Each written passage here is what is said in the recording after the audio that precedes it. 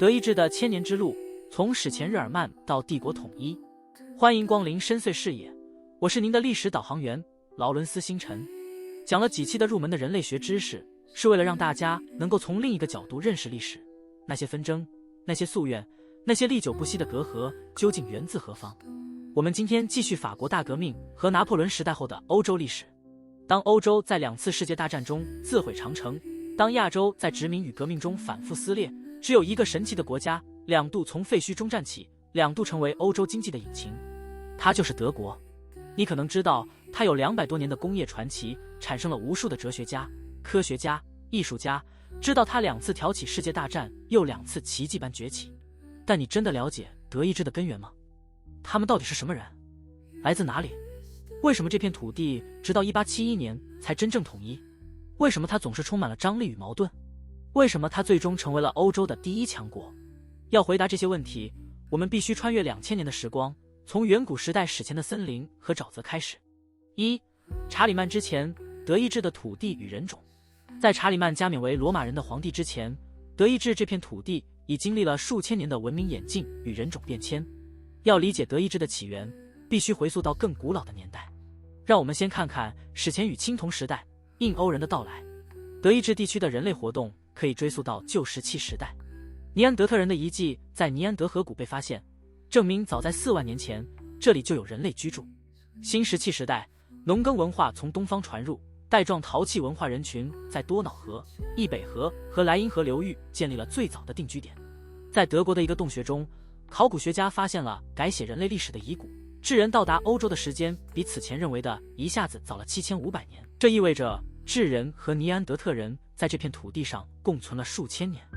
如果你体内那1%、2%的尼安德特 DNA 中有一部分来自德意志的土地，千万不要感到意外。大约公元前2000年，印欧语系人群开始大规模进入中欧，他们带来了马匹、青铜冶炼技术和新的社会结构。这些印欧语部落，凯尔特人、日耳曼人、斯拉夫人的共同祖先逐渐取代或同化了早期的非印欧居民。到公元前1000年中叶，凯尔特人成为中欧的主导力量。他们在今天的南德、奥地利和法国东部建立了繁荣的拉坦诺文化，拥有了坚固的城堡、精湛的铁器工艺和复杂的等级社会。而日耳曼人当时还居住在北部比较偏远的森林和沼泽地带，过着半游牧的生活，社会结构简单得多。接下来的几个世纪里，日耳曼部落缓慢向南、向西扩展，逐渐占据了从北海到多瑙河的广大区域。他们与凯尔特人时而贸易，时而冲突，但没有文字记载，只留下了考古学上的陶器和墓葬。直到罗马人到来，日耳曼人才第一次被写进历史。我们来看看罗马时代日耳曼人的浮现。日耳曼人的起源至今仍是学术争议的话题。一般认为，他们是在公元前5世纪至前1世纪从北欧青铜时代文化和前罗马铁器文化中分化出来的。与凯尔特人相比，日耳曼人居住在中欧北部和斯堪的纳维亚南部，社会结构较为简单，以部落为单位，过着半游牧的生活。而人类的早期文明，无论是埃及还是中国，都已经形成了庞大的王朝。公元前1世纪，罗马帝国已经统治了地中海沿岸。罗马帝国的扩张将日耳曼人推上了历史舞台。凯撒在高卢战争中与日耳曼部落交战，他在《高卢战记》中首次详细描述了日耳曼人，他们以农耕和畜牧为生，崇尚勇武，国王由选举产生，战时推举首领。凯撒将莱茵河视为文明的罗马与野蛮的日耳曼的分界线，这一观念影响了此后整整2000年的欧洲历史。奥古斯都时代，罗马试图将疆域扩张至易北河。公元9年，日耳曼部落首领阿米尼乌斯，罗马人叫他海尔曼，在条顿瀑森林伏击了罗马总督瓦鲁斯率领的3个军团。阿米尼乌斯可不是普通的蛮族领袖，他是罗马的仆从军成员，拥有罗马公民身份，接受了系统的罗马军事教育。他深知罗马军队的弱点，更懂得如何利用森林地貌。他先假传军令，假装附近发生叛乱，让急于立功的瓦鲁斯深信不疑。瓦鲁斯大喜，心想终于带到打仗立功的机会了，立刻驱动3个军团排成作战队形，冲进条顿瀑森林。接下来的3天里，大雨、泥泞、密不透风的树林，罗马军团完全拉不开队形，在又窄又泥泞的小路上被分割包围。3天3夜，身材相对矮小的罗马最精锐的3个军团丧失了集体作战的协调规范能力，溃不成军，被身材高大的日耳曼人一个个敲碎了脑袋，全军覆没。瓦鲁斯羞愧难当，痛拔剑自刎。乌大维得知消息后痛不欲生，几个月不理发不刮胡子，只在深夜喃喃自语：瓦鲁斯，还我军团。这场战役成为欧洲历史的转折点。罗马人谈日耳曼人则色变，永久放弃了将日耳曼地区行省化的努力。莱茵河和多瑙河成为帝国的北部边界，日耳曼尼亚得以保持独立，未被罗马文明同化。不过阿米尼乌斯最终却戏剧性地死在了自己人的刀下，他被家族中反对者刺杀，年仅37岁。罗马人得知消息后狂喜不已，他们的大敌居然倒在了自己人手里。此后的300多年里，罗马帝国与日耳曼部落之间维持着复杂的互动。罗马修建了日耳曼长城，在边境驻军，日耳曼人则为罗马军队提供雇佣兵，不少部落首领获得了罗马公民权。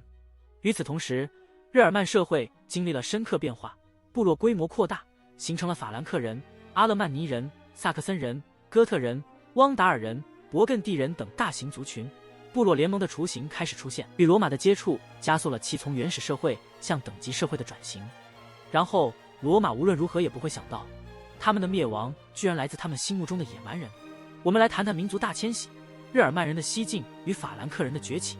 4世纪后期，一个来自东方的神秘力量——匈人突然涌入欧洲，没有人确切知道他们是谁，从哪里来。他们的出现像推倒第一块多米诺骨牌，引发了一场持续200年的民族大迁徙。西哥特人、汪达尔人、勃艮第人、盎格鲁撒克逊人纷纷冲入罗马帝国境内。5世纪30年代，传奇首领阿提拉掌权，以上帝之鞭之名沉重打击罗马帝国，但他的帝国在他死后迅速瓦解。在这场大洗牌中，法兰克人渐渐脱颖而出。法兰克人最初居住在莱茵河下游，分为河滨法兰克人和萨利安法兰克人。5世纪中叶，萨利安法兰克人的首领莫洛温建立了莫洛温王朝，其子希尔德里克一世已在高卢北部建立了稳固的根据地。其后真正奠定了法兰克霸业的是希尔德里克之子克洛维一世。克洛维是日耳曼历史上最具远见的领袖之一。486年，他在苏瓦松击败罗马高卢末代总督，征服了卢瓦尔河以北地区。此后，他逐步消灭了其他法兰克部落首领，统一了法兰克人。他一生中最传奇的一幕发生在一场激战中，他一度身处下风，情急之下想起妻子平日规劝他信奉的耶稣基督，于是默默祈祷，奇迹般反败为胜。公元496年圣诞节，克洛维在兰斯主教座堂领洗，主教雷米吉乌斯要求他低头，取下异教项链，在洗礼中说出了那句传世名言：爱你曾焚烧的，焚烧你曾爱的。随后他带领3000亲兵一同受洗，王权与宗教开始了全新的历史。与被罗马教会视为异端的信奉阿里乌派哥特人、勃艮第人不同，克洛维选择皈依的是罗马天主教。这一决策堪称神来之笔，他因此获得了高卢、罗马贵族和天主教会的全力支持。教会将他视为新君士坦丁，他的征服战争被赋予了传播正统信仰的神圣意义。克洛维在位期间，法兰克王国扩张至包括高卢大部、莱茵兰和巴伐利亚部分地区。公元507年，他在午夜战役中击败西哥特人，将阿基坦纳入版图。511年克洛维去世时，法兰克王国已是西欧最强大的日耳曼政权。然而，他留下了一个致命的遗产，他延续了日耳曼传统，王国由4个儿子平分。这一诸子均分习俗，成为此后莫洛温王朝反复内战的根源。莫洛温王朝的兴衰与加洛林家族的崛起。克洛维之后，莫洛温王朝的立史是一部血腥的家族内斗史，兄弟们互相残杀，争夺领地，王国反复分裂，又短暂统一。到了6世纪中叶，克洛塔尔一世曾短暂统一全境，但他死后，王国再次分裂。这种内战削弱了王权，也催生了贵族势力的崛起。与此同时，法兰克社会在逐步融合，罗马的行政体系、拉丁语、基督教信仰与日耳曼的部落习俗、军事传统相互交织。贵族阶层开始在王国政治中扮演关键角色，他们拥有世袭领地，掌握地方权力，国王越来越依赖他们的支持。莫洛温王朝后期，王权日渐衰微，国王被后世称为懒王，他们名义上仍为国王，实际权力已落入公乡，也就是宫廷总管手中。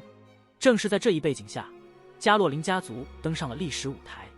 加洛林家族源自奥斯特拉西亚，位于法兰克王国东部，也就是今天比利时、莱茵兰地区，历代担任公乡。7世纪末，赫斯塔尔的批评统一了奥斯特拉西亚和纽斯特里亚，成为法兰克王国的实际统治者。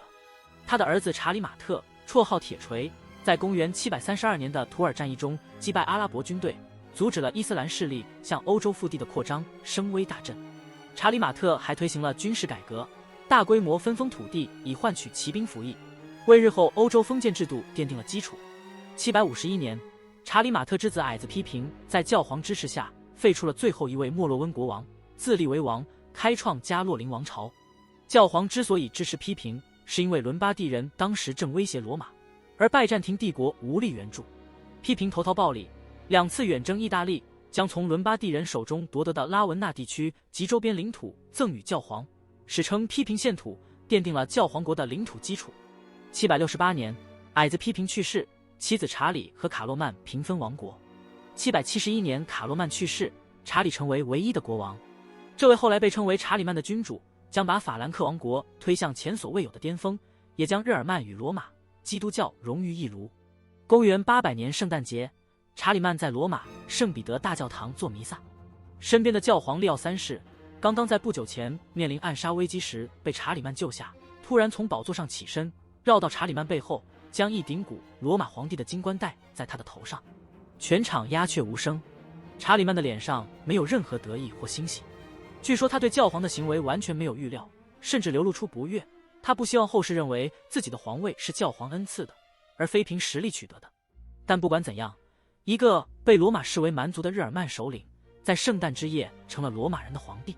查理曼的帝国既是法兰克历史的顶点，也是德意志历史的起点。当843年他的3个孙子在凡尔登签署条约，将庞大的法兰克帝国一分为3时，东法兰克王国、莱茵河以东的日耳曼语地区诞生了，德意志的历史正式拉开序幕。2. 起源：法兰克遗产与东法兰克的诞生。公元843年的凡尔登条约分割帝国后，东法兰克王国涵盖了莱茵河以东的日耳曼语族地区。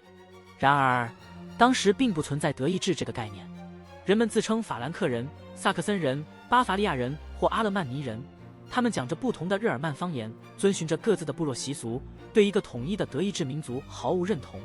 东法兰克王国的命运从一开始就与加洛林王朝的衰落缠绕在一起。此后近70年，东法兰克经历了加洛林后裔的统治，王权逐渐衰微，地方公爵势力做大。911年，最后一位加洛林家族的东法兰克国王孩童路易去世，东法兰克王国的加洛林血统断绝。贵族们做了一个大胆的决定，不邀请西法兰克的加洛林亲戚继位，而是选举了法兰克尼亚公爵康拉德为国王。这一行动意义深远，它标志着东法兰克开始摆脱法兰克传统，走上一条独立的属于日耳曼人的政治道路。康拉德的统治并不顺利，他在与萨克森、巴伐利亚等公国的斗争中屡屡受挫。但当他在918年临终之际，他做了一个关键的决定，劝说自己的弟弟放弃王位继承，转而支持曾经的对手萨克森公爵亨利。这一选择开启了德意志历史上最重要的王朝——萨克森王朝。亨利一世，绰号捕鸟者，于919年被选为国王。这个绰号的由来颇为有趣，据说他当选时正在森林里设陷阱捕鸟，信使找到他时，他还在忙活。他没有急于追求加冕为皇帝，而是务实地巩固王权，抵御马扎尔人的侵扰，并逐步确立了国王对各公国的宗主权。当他936年去世时，东法兰克王国已不再是加洛林帝国的残余，而是一个运转良好的政治实体，为其子奥托一世的伟业铺平了道路。3. 神圣罗马帝国的建立，奥托一世与帝国理念。奥托一世于936至973年在位，是德意志历史上最具影响力的君主之一。他继位后的首要任务是遏制各公国的离心倾向。他将最重要的公国法兰克尼亚、萨克森、巴伐利亚、史瓦本、洛林全部置于自己家族成员或亲信的掌控之下。他还创造性地建立了一套帝国教会体制，授予主教和修道院院长领地和特权，让他们成为国王的官僚。这些人没有世袭继承权，忠诚度远高于世俗贵族。奥托最伟大的成就发生在955年的莱西菲尔德战役。那一年盛夏，匈牙利骑兵围攻奥格斯堡，马扎尔大军仗着绝对优势兵力，决心在奥托赶到之前拿下城池。但他们先劫掠营的贻误了战机，奥托利用重骑兵战术将其击溃，残部大量溺亡，首领被俘。这场胜利不仅巩固了他在德意志内部的权威，更让他成了整个基督教世界的英雄。随着实力增强，奥托开始将目光投向南方。当时的意大利半岛陷入混乱，教皇约翰12世请求奥托介入。961年，奥托翻越阿尔卑斯山，在帕维亚加冕为意大利国王。次年2月2日，在罗马的圣彼得大教堂，教皇为他加冕为罗马帝国皇帝。这一事件意义非凡，他不仅复活了西罗马帝国的称号，更将德意志王国与罗马帝国的理念永久结合在一起。这个后来被称为神圣罗马帝国的政治体，其本质是一个复杂的复合结构。它的核心是德意志王国，但皇帝同时声称对意大利、勃艮第的统治权，并自认为基督教世界的世俗领袖。然而，从诞生之日起，这个帝国就面临着结构性矛盾。皇帝需要德意志诸侯的支持才能南下罗马加冕，但长期待在意大利又会削弱在德意志的权力基础。这一矛盾将在未来数百年中反复困扰德意志的统治者。奥托去世后，他的儿子、孙子相继继位，但萨克森王朝只延续了3代皇帝便告终结。1024年，王室决嗣，贵族选举了来自法兰克尼亚的康拉德2世，开启了萨利安王朝。此后的近150年里，德意志在萨利安和霍亨斯陶芬王朝治下，经历了皇权的起起落落，但始终无法摆脱那个结构性矛盾。4. 续人权之争，皇帝与教皇的权力对决。奥托一世所建立的帝国教会体制，本质上是将教会纳入王权的框架。皇帝任命主教，授予他们世俗权力，而主教则为皇帝提供军事、行政服务。这一体系运转良好近100年，但到了11世纪中叶，改革派教皇开始挑战世俗君主对教会的控制。冲突的核心是续任权，到底谁有权任命主教，并授予象征职权的权戒与权杖。对皇帝而言，主教不仅是宗教领袖，更是帝国的重要官员，失去任命权将动摇帝国的根基。对教皇而言，教会必须摆脱世俗控制，实现自由。这场冲突在亨利4世与教皇格列高利7世之间达到白热化。亨利于1056至1106年在位，格列高利7世态度强硬，认为神职人员只听命于教会，国王无权干涉。1076年，他宣布绝罚亨利4世，并解除臣民对他的效忠义务。德意志诸侯趁机要挟，如果1年内不恢复教籍，就另立新君。亨利的处境极为严峻，他做出了中世纪欧洲最戏剧性的决定。1077年寒冬，他翻越阿尔卑斯山，来到了卡诺沙城堡外。从1月25日到27日，他披着麻布，赤脚站在冰天雪地中，足足站了3天3夜，向教皇祈求宽恕。这便是著名的卡诺沙之行，成为中世纪政治宗教权压倒王权的经典象征。然而，亨利的屈服只是战术性的。恢复教籍后，他迅速返回德意志，击败了反对派诸侯。7年后，养精蓄锐的他率领大军于1084年进军罗马，兵临城下，迫使格列高利7世流亡。随后，由自己扶立的教皇加冕为皇帝。这场冲突的余波持续了几十年，直到1122年，沃尔姆斯协定才达成妥协。皇帝放弃用权借与权杖授予主教职权，但可在选举时在场，且主教在德意志境内的世俗权力仍由皇帝授予。这场斗争的深远影响在于，它永久削弱了德意志王权。在冲突过程中，皇帝为了争取诸侯支持，不得不授予他们大量特权。诸侯的自主性大幅增强，帝国开始从一个中央集权的君主国转向一个由众多半独立领地组成的松散联邦。5. 大空位时代与邦国制的形成。萨利安王朝在1125年终结，此后近1个世纪，德意志进入了霍亨斯陶芬王朝。这一王朝从1138年到1254年，这是中世纪皇权的最后辉煌。这一王朝有几位有名的国王。腓特烈一世，绰号红胡子，1152至1190在位，他试图重振皇权，曾6次远征意大利，与伦巴第城市同盟和教皇长期作战。他的努力最终失败，在1183年被迫承认城市自治。1189年，他率军参加第3次十字军东征，却在渡河时意外溺水身亡。讽刺的是，他穿着一身重甲，掉进了一条只有腰深的小河。他的死引发了德法英3国军队的混乱，十字军也因此溃散。他的孙子腓特烈2世从1212年到1250年在位，是德意志历史上最传奇的君主之一。他在西西里精通阿拉伯语、希腊语和拉丁语，是一位开明的统治者，也是一位与教皇持续对抗的争议人物。但他长期居住在意大利，对德意志事务很少关心，几乎从不去德意志巡视。为了换取诸侯对他儿子当选国王的支持，他颁布了教会诸侯特权令，给予主教们铸币、征税、建城等广泛权力，这进一步削弱了中央王权。1250年，腓特烈二世去世后，帝国陷入长达近20年的大空位时代，从1254年到1273年。在此期间，没有人能确立稳固的王权，各路诸侯、骑士团、城市混战不休。这段混乱标志着一个关键转折，王权再也无法恢复到过去的水平，帝国实际上变成了一个由国王、诸侯、主教、自由城市组成的复杂联邦。1273年，哈布斯堡伯爵鲁道夫被选为国王，但新国王的权力已被大大削弱。此后近100年，帝国经历了多个家族轮替，拿骚家族、卢森堡家族、维特尔斯巴赫家族、哈布斯堡家族，皇帝轮流当，但谁也无法真正集权。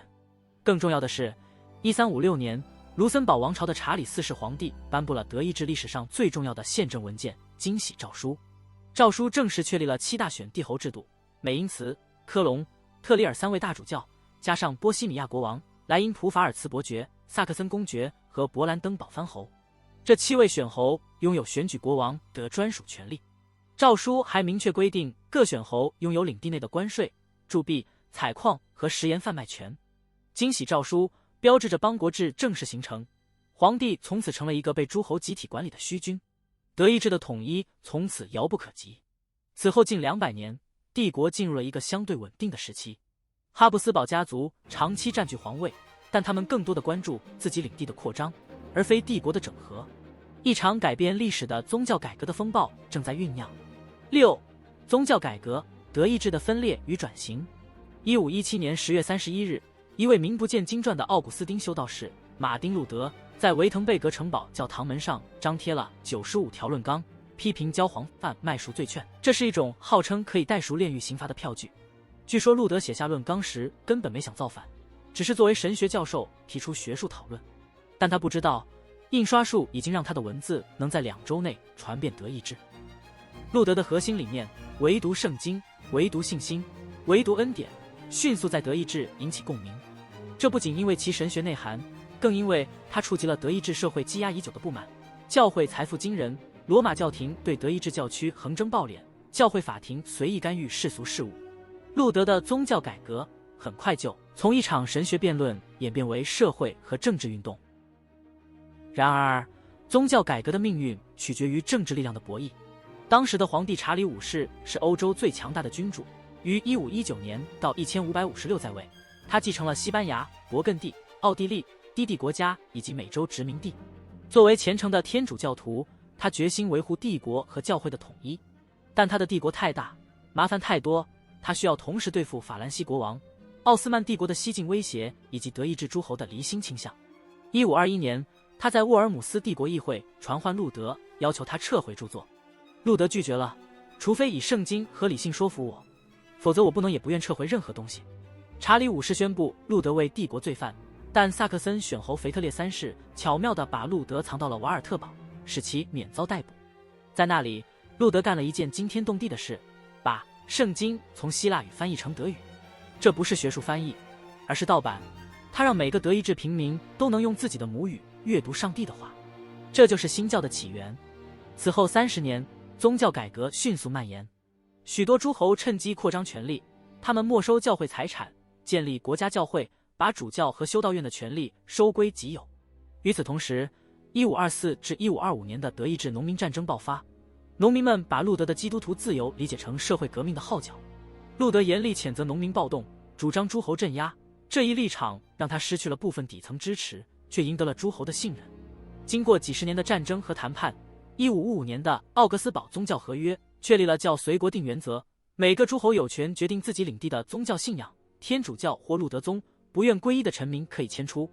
这一原则使德意志正式分裂为天主教和新教2大阵营，也大大强化了诸侯的主权地位。帝国内部的宗教分裂成了后来30年战争的导火索。7. 30年战争，德意志的浩劫与重生。1618年，波西米亚的新教贵族把哈布斯堡皇帝的代表从布拉格城堡的窗户扔了出去，这就是著名的掷出窗外事件。令人惊讶的是，被扔的人掉进了粪堆，竟然活了下来。这一事件引爆了欧洲史上最惨烈的冲突之一，从1618到1648的30年战争。这场战争从帝国内战迅速升级为欧洲列强的全面对决。奥地利、西班牙的哈布斯堡家族得到教皇和天主教诸侯的支持，反哈布斯堡阵营则包括瑞典、丹麦、法国。尽管法国是天主教国家，但在黎塞留领导下支持新教一方，以削弱哈布斯堡。荷兰以及德意志新教诸侯。这是一场极其荒谬的战争。天主教法国帮着新教瑞典打天主教的神圣罗马帝国，丹麦偷袭昔日盟友瑞典。战争的破坏程度史无前例，军队不论敌友都以掠夺为生。1629年，阿尔布雷希特·冯·瓦伦斯坦统帅10万大军横扫德意志，他的军队纪律败坏，烧杀抢掠，甚至不听从皇帝指令。皇权竟无力控制自己的雇佣军头目，这是何等讽刺！瑞典国王古斯塔夫·阿道夫这位新教英雄战死后，瑞典被迫参战的原因竟然是国王战死了。为了国体，必须打下去。一场因面子而延续的战争，使德意志人口损失高达25%到40%，部分地区甚至超过一半。福腾堡、波美拉尼亚、梅克伦堡等地元气大伤，几十年都没能恢复。战争不仅造成了物质破坏，更深刻影响了德意志的社会心理。在长达30年的浩劫中，人们对宗教狂热渐渐冷却，转而渴望秩序与和平。帝国的政治结构也被彻底改变。哈布斯堡家族虽然保住了皇位，但权力严重削弱，诸侯的独立性大大增强，帝国作为一个统一政治实体的理念几乎名存实亡。1648年的威斯特伐利亚合约结束了战争，也确立了欧洲国际秩序的新原则。对德意志而言，合约的核心条款包括承认加尔文宗为合法信仰，瑞士和荷兰正式脱离帝国，瑞典获得北德意志部分领土，巴伐利亚、勃兰登堡等诸侯的权力进一步扩大，帝国成为一个由众多主权邦国组成的松散联盟，皇帝不得干涉诸侯内政。威斯特伐利亚合约常被视为现代国际关系的起点，但对德意志来说，它标志帝国中央权力的终结。德意志从此分裂为300多个拥有主权的邦国和自由城市，他们名义上仍属于帝国，实际上已经各自为政。这种分裂状态将持续近200年，直到拿破仑的铁蹄踏破旧秩序的城墙。8. 普鲁士崛起，德意志的双雄对峙。30年战争的废墟中，一个位于东北边陲的邦国开始悄悄崛起，这就是勃兰登堡，普鲁士。它的土地贫瘠，资源匮乏，却凭借一代代精明统治者的努力，逐步成长为欧洲强权。大选侯腓特烈·威廉 1640至1688在位，是普鲁士崛起的奠基人。他建立了常备军，这在当时的德意志诸侯中相当罕见，并通过与法国结盟获得了领土和财政支持。他最重要的遗产是建立了一个高效且忠于王室的官僚体系。他的孙子腓特烈·威廉一世，绰号士兵王，把普鲁士军队从4万人扩充到8万人，成为欧洲第3大军队，仅次于法国和俄罗斯。而普鲁士的人口和面积远小于这2个国家。他把国家收入的80%用于军费，创立了严格的官僚体制。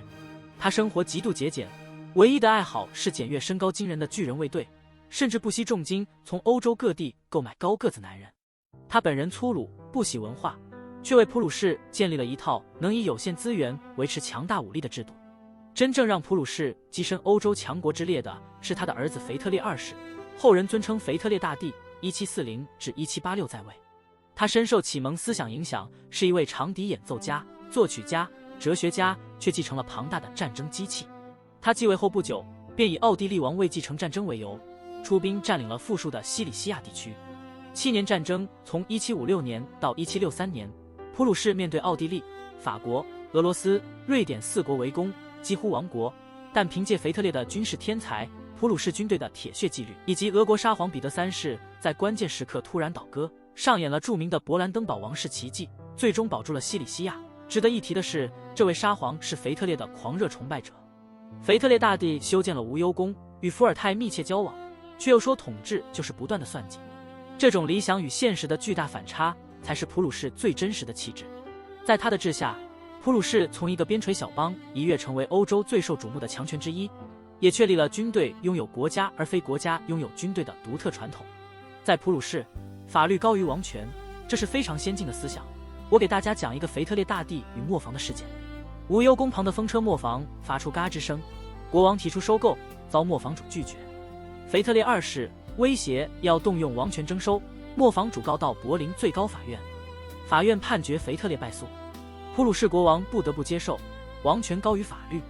不，这就是德国强大之处。这一事件成为普鲁士法治精神的象征。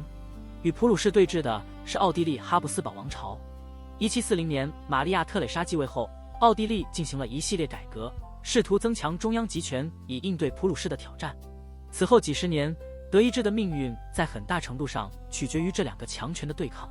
由于两者都足够强大，谁也无法把对方排除出德意志，这导致谁都无法彻底压倒对方，德意志的分裂得以延续。腓特烈大帝去世后，普鲁士经历了几位能力平庸的继承人，在与法国的对抗中屡屡失利。同时，神圣罗马帝国在1789年法国大革命爆发后迅速走向终结。9. 拿破仑时代与神圣罗马帝国的终结。1789年法国大革命爆发时，德意志诸侯最初只是把它当作法国自己的内部混乱，但随着革命战争的蔓延以及拿破仑·波拿巴的崛起，德意志的旧秩序迎来了灭顶之灾。登上了法国皇位的拿破仑把目光投向了所有保守的君主体系国家，德意志邦国松散的体系对于拿破仑庞大的军队而言毫无抵抗能力，迅速臣服于法军的铁蹄之下。1803年，拿破仑通过帝国代表会议总决议对德意志进行了惊人的重组，教会领地被世俗化，绝大多数自由城市被并入周边邦国，数百个小邦被取消，德意志的邦国数量从300多个锐减到不到40个，这为未来的统一扫清了障碍。更重要的是，巴登、福腾堡、巴伐利亚等中等邦国通过与拿破仑合作，领土大幅扩张，成了德意志内部的新兴力量。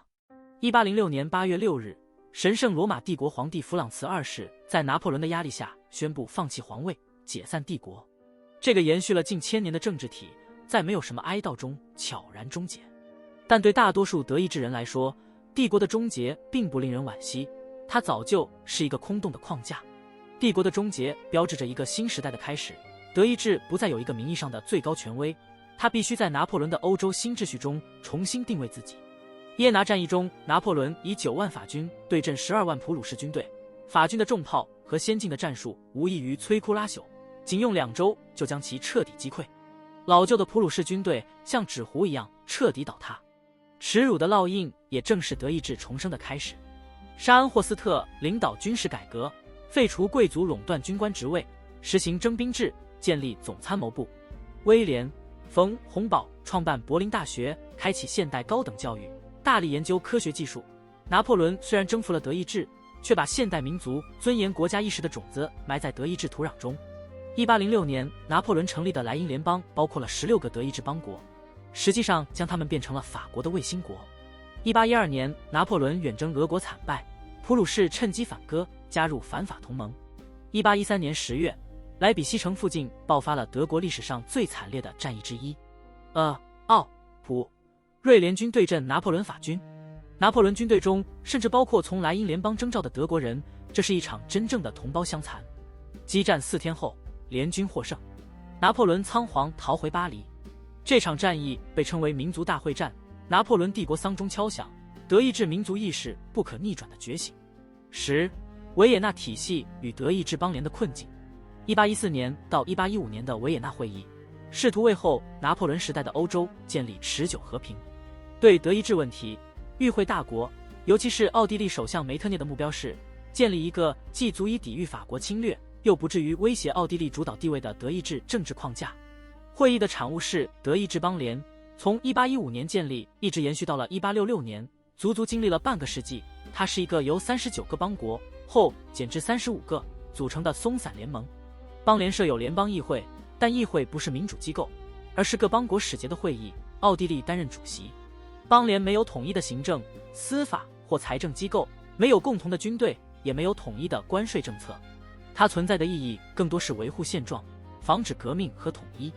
维也纳体系确立了奥地利在德意志的主导地位，但奥地利的主导是消极的，它能阻止德意志走向统一，却无法积极地整合德意志。此后30多年，德意志处于梅特涅的严苛监控下，任何自由统一的声音都被打压。与此同时，邦联内部的力量对比在悄然变化。普鲁士在莱茵兰获得了大片领土，成为德意志西部的重要力量。工业革命的浪潮开始席卷德意志，而普鲁士恰好处在即将形成的德意志经济中心。这一时期，德意志自由主义和民族主义运动开始兴起。1817年的瓦尔特堡集会，1832年的汉巴赫集会，大学生和自由派人士高呼自由、统一的口号，但都被梅特涅的镇压政策压了下去。1834年，普鲁士主导建立的德意志关税同盟取得了惊人的成功，除奥地利、汉诺威等少数邦国外，大多数德意志邦国都加入了关税同盟，形成了统一的内部市场。关税同盟的意义远远超出了经济，它让德意志人习惯了没有奥地利的经济合作，为后来小德意志方案的统一铺平了道路。1848年，革命浪潮席卷欧洲。3月，柏林和维也纳爆发街头抗争，普鲁士国王腓特烈、威廉四世和奥地利皇帝被迫让步。在全德范围内，自由派和民族主义者组织了法兰克福国民议会，试图通过宪法程序实现德意志统一。经过长期辩论，议会提出了小德意志方案，由普鲁士国王担任统一德国的皇帝，排除奥地利。1849年3月，议会通过了帝国宪法，并把皇冠授予普鲁士国王腓特烈、威廉。然而，国王拒绝了从泥泞中捡来的皇冠，他认为只有德意志诸侯才能赋予他统治的合法性，而不是一场革命议会。奥地利的反对和普鲁士的不合作，使法兰克福议会的努力化为泡影。革命失败后，大批自由派人士流亡美国，其中不少人后来成为美国内战中北方军队的中坚力量。1850年，普鲁士试图建立一个由自己主导的埃尔福特联盟，但在奥尔米茨之辱中，奥地利在俄罗斯支持下迫使普鲁士放弃联盟计划。普鲁士被迫接受奥地利在德意志的主导地位，这场屈辱成了后来俾斯麦外交政策中深刻的记忆。11. 俾斯麦与德意志统一。1862年9月，普鲁士议会陷入宪政危机，国王威廉一世与议会自由派多数在军事改革问题上僵持不下，国王甚至考虑退位。这时，一位来自勃兰登堡的容克贵族被任命为首相，他就是奥托·冯·俾斯麦。俾斯麦上台后不久，就在议会发表了著名的铁血演说。当代的重大问题不是通过演讲和多数派决议能够解决的，那是1848年和1849年的重大错误，而是通过铁与血。铁就是武器，血就是战争。俾斯麦的名号由此传遍世界。议会拒绝批准军事预算，俾斯麦做得更绝，他利用宪法漏洞，在未经议会批准的情况下继续征税并推行军事改革，这严重违宪。但他的赌注是，一旦统一成功，议会会追认他的行为。俾斯麦的外交策略堪称精妙，他的目标是把奥地利排除出德意志，由普鲁士主导统一。但他深知不能轻率挑起战争，必须确保普鲁士在每次冲突中都不会面对多国联盟。他最终用3场战争完成了统一。第一战，普丹战争，1864年。丹麦国王去世后，石勒苏伊格和荷尔斯泰因2个公国的归属引发争议。俾斯麦巧妙联合奥地利对丹麦作战，普奥联军迅速获胜。战后，石勒苏伊格由普鲁士管理，荷尔斯泰应由奥地利管理，这一安排为下一步冲突埋下了伏笔。第二战，普奥战争，1866年，7州战争。俾斯麦利用荷尔斯泰因的管理问题与奥地利发生争执，与意大利结盟，确保法国中立，与俄罗斯保持友好。一切准备就绪后，普鲁士军队于6月进军荷尔斯泰因。在总参谋长毛奇的指挥下，普鲁士军队利用铁路快速调动兵力，使用厚装步枪，也就是著名的德莱塞针发枪，在火力上碾压奥军。7月3日的科尼西格雷茨战役，也称萨多瓦战役，普军以压倒性优势击败奥军主力，奥地利被迫求和。布拉格合约，1866年8月确立了新秩序，奥地利退出德意志邦联，邦联解散，普鲁士吞并了石勒苏伊格、荷尔斯泰因、汉诺威、黑森、卡塞尔、拿骚和法兰克福，美因河以北的邦国加入普鲁士主导的北德意志邦联。俾斯麦的小德意志方案终于实现了，一个排除奥地利的由普鲁士主导的德意志国家。普奥战争后，南德意志4邦巴伐利亚、福腾堡、巴登、黑森、达姆施塔特仍保持独立，但与普鲁士签订了秘密军事同盟。俾斯麦很清楚，只有外部威胁才能促使南德邦国放弃独立，加入统一的德意志。第三战，普法战争1870至1871年，西班牙王位继承问题引发法国与普鲁士的外交冲突。俾斯麦把威廉一世的埃姆斯电报加以编辑，使其语气充满挑衅，并故意公布。法国舆论哗然。拿破仑三世于7月19日对普鲁士宣战，普法战争迅速演变为法国的灾难。普鲁士和南德联军在毛奇指挥下，在色当战役中包围并俘虏了拿破仑三世及其10万大军。法兰西第二帝国崩溃，战争持续到1871年初。1871年1月18日，在巴黎凡尔赛宫的静厅，普鲁士国王威廉一世被加冕为德意志皇帝。这一天的选择极具象征意义。170年前的这一天，勃兰登堡选侯在克尼斯堡加冕为普鲁士国王，开启了普鲁士王国的历史。如今，在同一天，普鲁士国王成为了德意志皇帝。在场的诸侯和将军们高呼威廉皇帝万岁，一个统一的德意志帝国宣告诞生。1871年5月，法兰克福合约正式结束战争，法国割让阿尔萨斯和洛林部分地区，赔偿50亿法郎。这些资金和资源的汇入，让德意志变得更加强大。这笔赔款恰好等于普法战争的全部军费。俾斯麦不仅打败了法国，还让战败国支付了普鲁士的全部战争账单。这种聪明在20世纪带来了最惨烈的报复。12. 统一的意义与遗产。1871年德意志帝国的建立不仅是一个国家的诞生，更是一个时代的转折。它彻底改变了欧洲的权力格局。一个拥有4100万人口、欧洲最强大的陆军、快速发展的工业力量的国家突然出现在欧洲中央。此后的40年，欧洲外交在很大程度上围绕着如何应对一个统一的德意志而展开。从德意志历史的长度来看，统一的实现有其深刻的内在逻辑。经济上，关税同盟和工业革命创造了共同的市场和利益共同体；交通上，铁路网把德意志各地紧紧连在一起；文化上，歌德、席勒、康德、贝多芬等文化巨匠塑造了共同的德意志认同；政治上，自由主义和民族主义运动为统一提供了思想和政治动力。然而，德意志统一也留下了深刻的问题。统一是在普鲁士的军事主导下完成的，而不是通过自由主义的宪政运动。俾斯麦的铁与血道路使德意志帝国带有强烈的威权主义色彩。帝国宪法赋予皇帝和首相极大权力，帝国议会的权力有限。军国主义传统对议会民主的轻视，对社会民主党人的压制，这些都为20世纪的灾难埋下了伏笔。另一个长期困扰德意志的问题是小德意志方案留下的遗产。奥地利被排除在德意志之外，数百万德意志人留在了奥匈帝国境内。这种大德意志与小德意志的张力将在20世纪以更为激烈的方式重现。尽管如此，1871年的统一仍然是德意志历史的决定性时刻。在经历了1000年的分裂、战争、外来干预之后，德意志人终于建立了自己的民族国家。